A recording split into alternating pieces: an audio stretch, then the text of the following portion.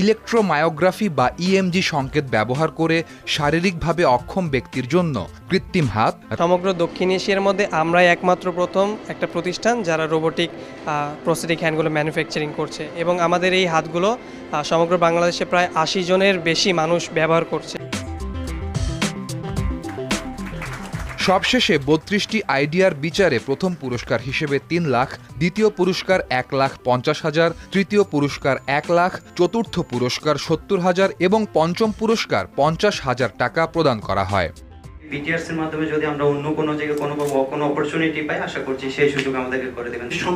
মেলার project coordinator জানান এ ধরনের আয়োজনের প্রয়োজনীয়তা ও ভবিষ্যৎ পরিকল্পনা সম্পর্কে। টেলিকম থেকে শুরু করে আমাদের আইএসপিএ এবং ইউনিভার্সিটি অলসো, সেখান থেকে প্রচুর আইডিয়া আমরা পেলাম, যেটা আমাদের বাংলাদেশের রেগুলেটরি থেকে শুরু করে পলিসি থেকে শুরু করে আমাদের বিভিন্ন ধরনের প্রবলেমকে সলভ করে। এই আইডিয়াগুলোকে নিয়ে আমরা আমাদের দেশের ডেভেলপমেন্টে ইম্প্যাক্টফুল প্রজেক্টগুলোতে আমরা কাজে লাগাবো।